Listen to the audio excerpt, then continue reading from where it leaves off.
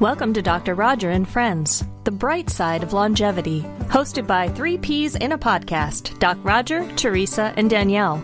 Thanks for joining us for coffee and conversation.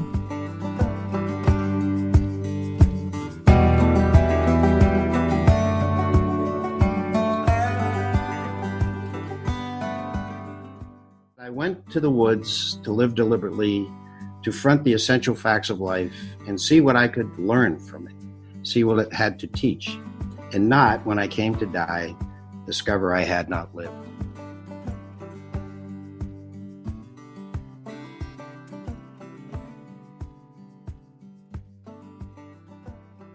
Welcome back to Dr. Roger and Friends, the bright side of longevity.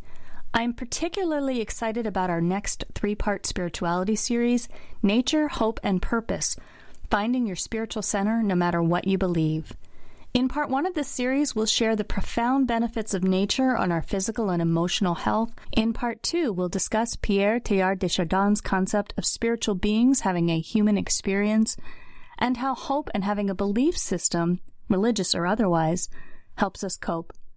And in part three, we'll help listeners uncover their hidden strengths and primary character traits, and how to use those attributes to discover one's unique purpose.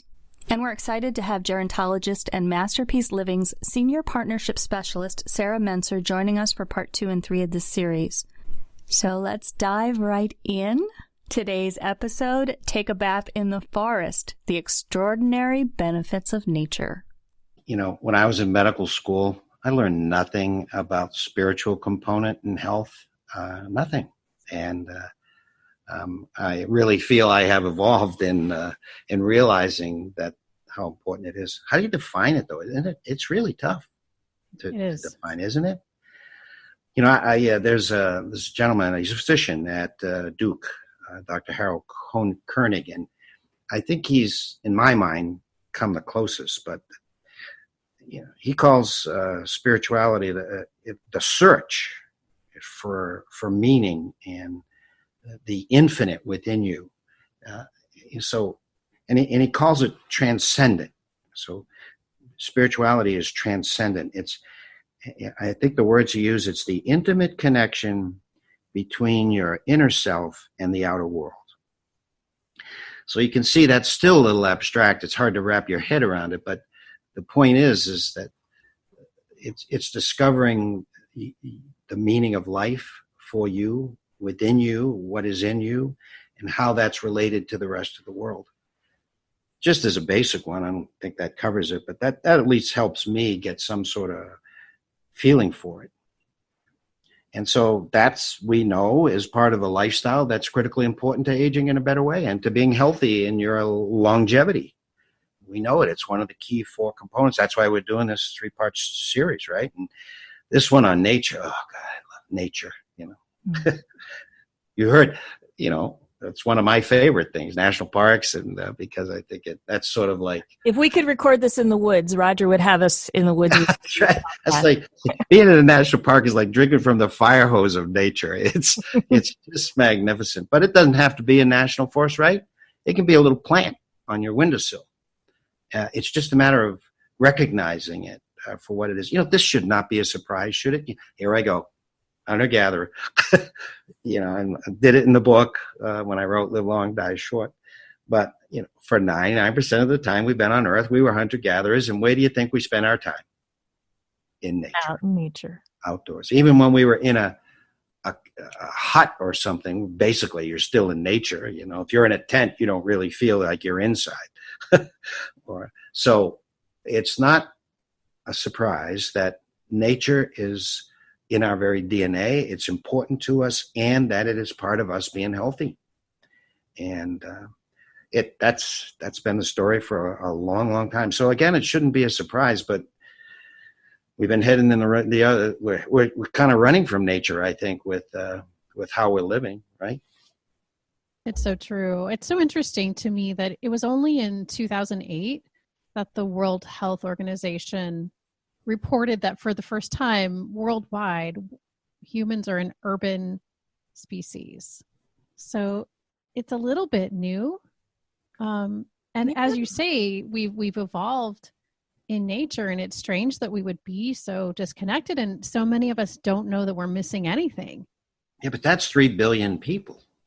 Yeah. Right now, and as we grow, they're saying by the end of this century, perhaps up to 8 to 10 billion people on Earth. And I'm sure will remain at least 50%. That's a lot of people.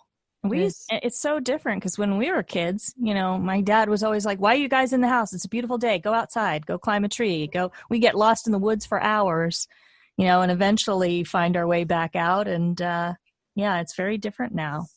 Yeah. Don't come home till the streetlights are on. We've all heard that. No, it's, it's not all bad. And a lot of opportunities for social connection, but we're going to talk about that sometimes, that stuff in the urban environment. But I think nature is beginning to be viewed as some sort of place we go to or some sort of entertainment or something. The whole world is connected. We share 20% of our DNA with a daffodil. Mm-hmm. And maybe 50% with trees, and 70s, 80s, and even in the 90s with mammals, some mammals, apes. Really, it's scary how much we share with them. We are all connected with nature. And to think that we're the big guy on the block, controlling things. Remember when Jonas Salk said, if all insects died, all living things would disappear within 50 years. And if all humans disappeared, the world would flourish, the globe would flourish. So we're kind of an interloper here, and we're imposing our way. So let's be part of the game, right? What's that, Danielle? I said we're the invasive species. Good term. One of my favorite quotes from the book, The Nature Fix, is, "The world is bigger than you. Nature says, get over yourself." Love it. Yeah. Beautiful. And I mean, the benefits, Roger, you've been known to prescribe that people get out in nature. And, just look at some of these benefits. They've reported that people who are highly stressed out, like personality disorder stressed, 5 minutes in nature helps them feel less anger, less fear. People report greater well-being. You're more likely to be active if you're stuck outside. It supposedly helps with creative thinking and better concentration. They know it lowers your blood pressure, lowers your risk of heart disease. Being out in the sun, you get all the benefits of vitamin D production, strengthening your bones. It even prevents certain types of cancer. And people who suffer pain when they're out in nature, they're so in awe and absorbed with what's happening around them, they actually report feeling less pain. And as far as work, more energy, better productivity, and better sleep. So if all it takes is to go for a walk in the woods, why aren't more people doing it? Because it's not coming from a pharmaceutical company, I guess, with television ads. But there's no question about the benefit. There's a book, Last Child in the Woods, and that talks about our almost systematic removal of children from nature. In our society, as we get urban, as the technology gets more and more important in the lives of our children, as we overschedule them. And that has been associated with a remarkable increase in behavioral disorders. And I think we'll find soon, because of all the things you're saying and what we're finding out, physical disorders, but definitely emotional behavior disorders. And it's an easy cure and a fun cure. Fun preventive. Yeah, and I actually have a question for Teresa, because you were talking about the Nature Fix book. I was reading about phytoncides, which are those airborne chemicals that plants emit to protect themselves from insects and also from rotting. And apparently those phytoncides are good for humans. It's almost like aromatherapy. And that comes out of forest bathing. And you had mentioned that you read about it. Can you talk a little bit more about forest bathing for us? The Japanese are very focused on this concept of forest bathing. And I think what's the most profound for me is that it's considered standard preventative medicine in Japan. And of course, everyone's has different access to different types of nature. But profound to me that it's actually considered preventative medicine.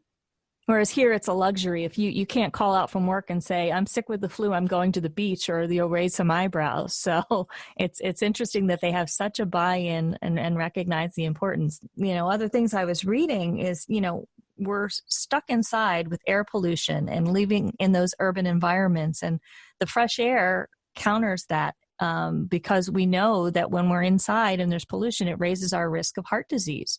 When we're outside in the mountains or near waterfalls or on the beach, we're producing, these negative ions that produce more serotonin for us so that we have better mood and energy.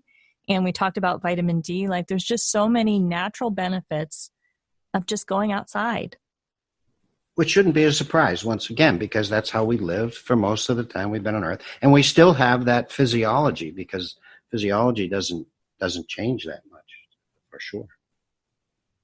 Yeah, and Teresa, women supposedly live longer. There was a 2016 study that women who live in areas of vegetation have a 12% lower risk of death from all causes from people who don't live in green spaces. Right. And don't you feel the effects? Like, I love hiking in the Sierras here, and you go for a hike, and I don't know about you guys, but I feel the effects into the next week. Like, if I hike on a Sunday, I'm still feeling it on Wednesday. Thoreau has a great quote. I got to read it. He said that in Walden, he said, I went to the woods to live deliberately, to front the essential facts of life and see what I could learn from it, see what it had to teach, and not, when I came to die, discover I had not lived. How profound. And Walden, when he was out in the woods, was only a few miles from his home. So it's not like he went out, he didn't have to travel to some remote area, so we can find our local parks and whatnot. It doesn't have to be a big travel excursion to get there. So we want to, in our longevity, we want to have high quality. We know we have to pay attention to our lifestyle, and that's physical, and that's intellectual, that's social, and it's spiritual. And spiritual can come in many ways, and we're going to talk about it in this 3-part series. But this first one, boy, isn't this something? We have a readily available, low cost cure for a lot of what ails us, and stress is a big one. Come on, folks, what's keeping you inside? Get out. Get out. That's right. And how much should we be out in nature? Is there a specific prescription? It's funny. I read a number of different studies, and some will say concretely 120 minutes per week. But then I saw as little as 40. So, to me, more is better, but the research seems to indicate somewhere between, 40 minutes and a couple hours a week. And then just light exposure. There are so many studies that report that people in hospitals who are facing a window and they can see greenery actually heal faster, and they have light coming in. Students who are near a window report better productivity. So there's just so much that even just being exposed to natural light versus being stuck in a cubicle where you don't have the access. So even if you can get 10 minutes of light coming through the window a day, it's something. We talk about how to make change. We should make it in small changes. We'll be talking a lot about that with Kaizen. But I think it also requires us to be, at least initially, a little deliberate about it. I think we should schedule it. Otherwise, it takes us, a back seat. I mean, I lived in Germany for many years, and every Sunday, just about my whole village would get out to Volksmarch. People walk, basically, is how it's interpreted. You translate it. But that's what they do. They get out, and it was part of a social thing, too. It doesn't have to be, but and just as you do perhaps with the gym, or just as you made a New Year's resolution to, get more physical, I think that this is something you should say, this is part of it. And it can be just 3 minutes to start with, or a minute. And then I think, as we all say, we feel so much better about it that it'll be something that'll be very easily incorporated into and have a bigger part of your life. Well, okay, Danielle, this is a great topic. I think it's a great way to kick off this 3-part series. And where does this leave us? after this great That just discussion. leaves us. I was hoping, Roger, that you would write a prescription for all three of us to go out in nature, take the rest of the day off and get outside. But I